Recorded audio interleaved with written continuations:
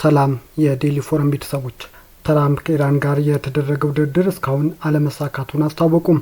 የአሜሪካው ፕሬዝዳንት ዶናልድ ትራምፕ ከኢራን ጋር የተደረገ ያለው ድርድር እስካሁን እንዳልተሳካ ገልጠዋል። ድርድሩ ገና ደስተኛ አላደረገኝም ያሉት ትራምፕ ነገር ግን ደስተኛ እንሆናለን ብዬ ተስፋ አደርጋለሁ ሲሉም ገልጸዋል። ትራምፕ በአስተዳደራቸው ስር ካሉ ባለስልጣናት ጋር ባደረጉት ውይይት ላይ መሆን ያለበት በዚህ መንገድ ነው፣ አለበለዚያ ግን እንጨርሳቸዋለን ሲሉም ለኢራን ማስጠንቀቂያ አስተላልፈዋል። የኢራን ባለስልጣናት ድርድሩ እያካሄዱ ያሉት ደካማ ሆነው ነው ሲሉም ትራምፕ ገልጠዋል። ምን እንደሚሆን እናያለን፣ ተመልሰን ስራውን መጨረስ ይኖርብናል ወይም አይኖርብንም ሲሉም ትራምፕ ጥያቄ አዘል መልእክት አስተላልፈውላቸዋል። ለኢራኖች የኢራን መሪዎች ስምምነት ላይ ለመድረስ ይፈልጋሉ ሲሉም ትራምፕ በተደጋጋሚ የሚያሰሙትን ንግግርም ደግመውታል። የአሜሪካ የውጭ ጉዳይ ሚኒስትር ማርኮ ሩቢዮ በበኩላቸው ስምምነት ላይ መድረስ እንደሚፈልጉ ገልጸው ካልተሳካ ግን ፕሬዝዳንቱ አማራጭ አላቸው ሲሉም ማስፈራራቸው ተናግረዋል። በሌላ በኩል ኢራን ከአሜሪካ ጋር በምታደርገው ድርድር የመጀመሪያ ደረጃ ላይ የሚገኝ ይፋዊ ያልሆነ የመግባቢያ ሰነድ ማዕቀፍ ረቂቅ እንደደረሳት የአገሪቱ መገናኛ ብዙኃን ቢዘግቡም ዋይት ሀውስ ግን ይህንን ፍጹም ፈጠራ ስትል እያስተባበለች ነው። ኢራን ከአሜሪካ ጋር በምታደርገው ድርድር የመጀመሪያ ደረጃ ላይ የሚገኝ ይፋዊ ያልሆነ የመግባቢያ ሰነድ ማዕቀፍ ረቂቅ እንደደረሳት የአገሪቱ መገናኛ ብዙኃን እየዘገቡም ነው። የዋይት ሀውስ ቃል አቀባይ ኦሊቪያ ዌልስ ፕሬዝዳንት ትራምፕ እንደተናገሩት ድርድሩ እየተሻሻለ ነው፣ ቀይ መስመሮቻቸው በግልጽ አስምረዋል ሲሉም ነው የተናገሩት። የኢራን መገናኛ ብዙኃን እንደዘገቡት ከሆነ ግን ቴህራን በአንድ ወር ውስጥ በሆርሙዝ ወሽመጥ በኩል ያለውን የጉዞ መጠን ከጦርነቱ አስቀድሞ ወደ ነበረበት ትመልሳለች። በምላሹ አሜሪካ ወታደሮቿን ከኢራን ዙሪያ ታስወጣለች፣ በባህር ኃይሉ ላይ የጣለችውን ማዕቀብ ታነሳለችም ተብሏል።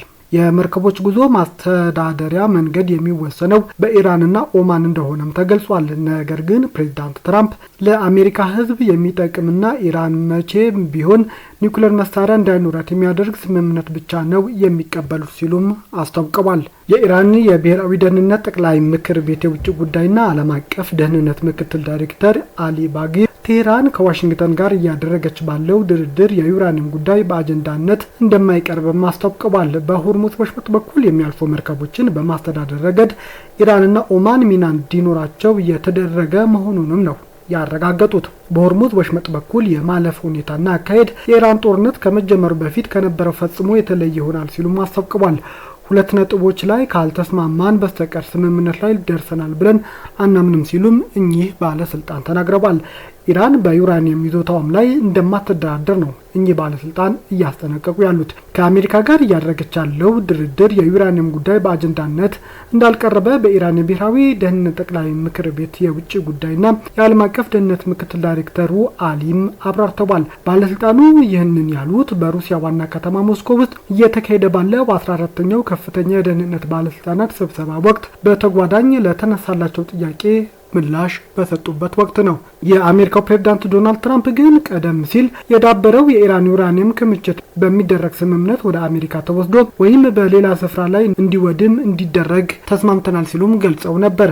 የተኩስ አቁሙ ከተደረገ በኋላ ለወራት ያልተቋጨው እየተካሄደ ያለው የኢራንና አሜሪካ ድርድር ወደ ስምምነት መቃረቡን የአሜሪካ ባለስልጣናት ባለፉት ቀናት ሲናገሩም ተደምጠው ነበር። የኢራን የኒውክሌር ፕሮግራም ዋነኛ መነጋገሪያ ቢሆንም አሳልፋ ለመስጠት ፈቃደኛ ለመሆኗንና የድርድሩ ቀይ መስመር መሆኑንም ኢራን መግለጿ ድርድሩን እያስተጓጎለ ነው። ፕሬዝዳንት ዶናልድ ትራምፕ ግን በኢራን በኒውክሌር ፕሮግራሟ ላይ የቀረበላት ሀሳብ የማትቀበል ከሆነ እናወድማታለን ሲሉም ተደጋጋሚ ማስፈራራቸውን እያሰሙ ነው። ኢራንና አሜሪካ ልዩነቶቻቸውን ያጠባሉ ብላ ተስፋ እንደምታደርግም ቻይና ተስፋዋን እያስታወቀች ነው። የቻይና የውጭ ጉዳይ ሚኒስትር ዋንጊው የኢራን ጦርነት ተፋላሚ ወገኖች የተኩስ አቁም ለማስቀጠል ቁርጠኛ ሆነው እንደሚቀጥሉና ልዩነቶቻቸውን ያጠባሉ ብለው ተስፋ እንደሚያደርጉም አስታውቀዋል። አሜሪካ በደቡብ ኢራን የመከላከል ያለችውን ጥቃት ከፈጸመች በኋላ ቴህራን ማክሰኞ ዕለት ዋሽንግተንን የተኩስ አቁም በመጣስም እየከሰሰቻት ነው። ማርኮ ሩቢዮ በበኩላቸው በሁለቱ ሀገራት መካከል ያለው ግጭት ለማስቆም የሚደረገው ድርድር የተወሰነ ቀናት ሊወስድ እንደሚችልም ፍንጭ ሰጥተው ነበር።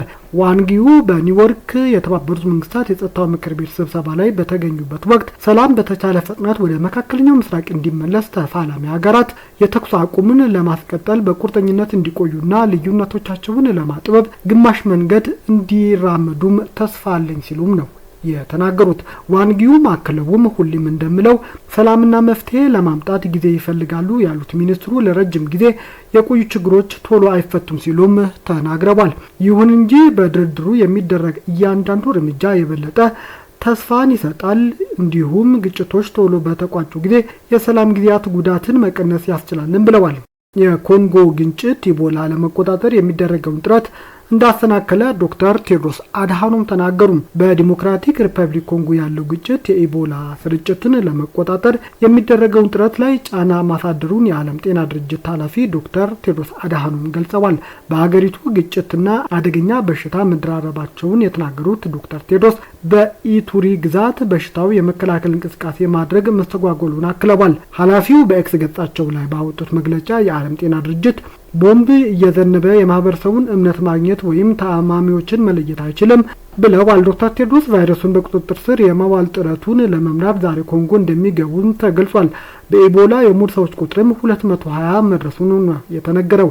የአገሪቱ መንገዶች አመቺ ባለመሆናቸው የእርዳታ ሰራተኞች ከቦታ ቦታ ተንቀሳቅሰው ለመስራት ተቸግረዋል። ግጭትና መፈናቀልም የጤና ስርዓቱን አናግቶታል። በተጨማሪም ዓለም አቀፍ እርዳታም ተቋርጧልም ተብሏል። ከፍተኛ ቁጥር ያላቸው ሰዎች በቫይረሱ የተያዙባት ኢቱሪ ግዛት ከአውሮፓውያኑ 21 አንስቶ ወታደራዊ አስተዳደር ስር ናት የምትገኘው። ጋና በደቡብ አፍሪካ የተቀሰቀሰውን ተቃውሞ ተከትሎ ዜጎቿን ማስወጣት መጀመሯን አስታውቃለች። የጋና ባለስልጣናት ረቡዕ ጠዋት ከደቡብ አፍሪካ ለመመለስ ከተጓዙ 800 ዜጎች ውስጥ የመጀመሪያ ቡድን እየተመለሰ መሆኑን አስታውቃለች። ቢቢሲ በደቡብ አፍሪካ ሰዓት አቆጣጠር ከማለዳ 3 ሰዓት አካባቢ በጆሃንስበርግ አየር ማረፊያ በጋና ኤምባሲ የተከራያቸው በርካታ አውሮፕላኖች ተጓዦችን እያደረሱ እንደነበርም ተመልክቻለሁ ብሏል። ተመላሾቹ ወንዶች፣ ሴቶች እንዲሁም በሁሉም የእድሜ ክልል የሚገኙ ህጻናትም ናቸው ተብሏል። በአነስተኛ ቡድን ደግሞ በፖሊስ መኪና የመጡ ተጓዦች እንደነበሩም ተነግሯል። ጋና ዜጎቿን እያስወጣች ያለችው ከቅርብ ሳምንት ወዲህ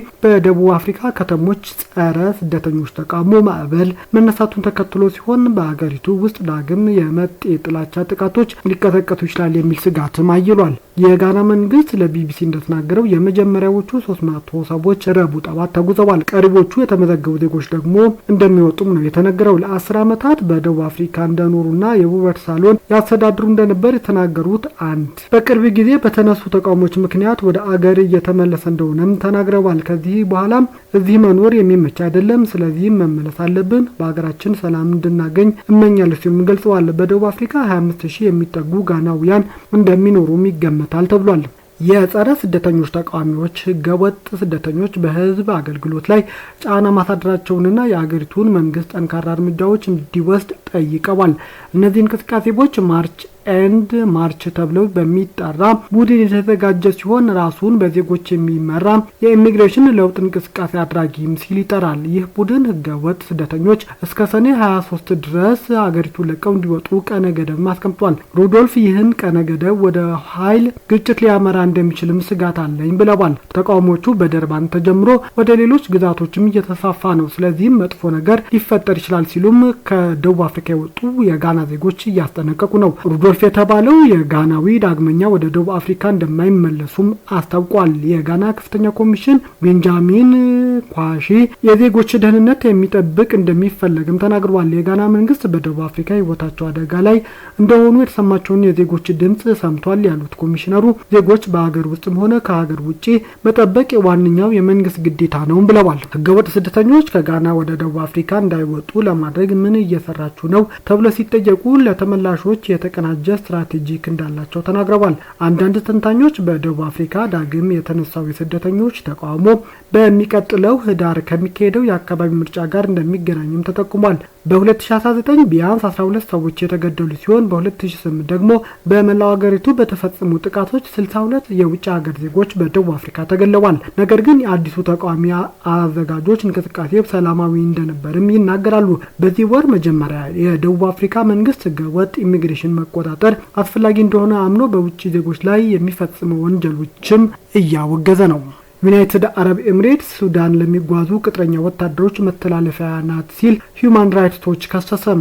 የኮሎምቢያ ቅጥረኛ ወታደሮች በዩናይትድ አረብ ኤምሬትስ መቀመጫቸውን ባደረገ ኩባንያ ተቀጥረው በኤምሬትስ ወታደራዊ ጣቢያዎች በኩል ተሸጋግረው በሱዳን ውስጥ ግፍና አሰቃቂ ወንጀሎች የፈጸመውን ፈጥኖ ደራሽ ኃይል ለመደገፍ ተሰማርተዋል ሲል ሂዩማን ራይትስ ዎች ከሷል። ሂዩማን ራይትስ ዎች ዩናይትድ አረብ ኤምሬትስ በሱዳን ጦርነት ወንጀል ፈጽማለች የሚለው ክስ ፈጥኖ ደራሽ ኃይሉ አርኤስኤፍ እየደገፈች ለመሆኑ የሚያመለክት ተጨማሪ ማስረጃ አግኝቻለሁ ብሏል። ዩናይትድ አረብ ኤምሬትስ በግዛቷ ላይ የውጭ ተዋጊዎች በመቅጠርና ስልጠና በመስጠት የሚነሱባትን ክሶች እያስተባበለችም ነው። ዩናይትድ አረብ ኤምሬትስ ግዛቷ ሱዳን ጨምሮ ለየትኛውም ግጭት የውጭ ተዋጊዎች ለመቅጠር ስልጠና ለመስጠት በገንዘብ ለመደገፍ ወይም ለመሸጋገሪያነት እንዲጠቀሙ እንደማትፈቅድ ነው የውጭ ጉዳይ ሚኒስትሩ እያስተባበላለው። ሂዩማን ራይትስ ዎች ምርመራ እንደ ኢሮፒያን አቆጣጠር ከመጋቢት እስከ መስከረም 25 ድረስ ከኮሎምቢያ ቅጥረኛ ወታደሮች ጋር ቃለ ምልልስ በማድረግና በማህበራዊ የትስስር ገጾች ላይ የተለጠፉ ምስሎችን በመተንተን ቁልፍ ቦታዎችና መሳሪያዎች በመለየት ትንተናውን አካቷል።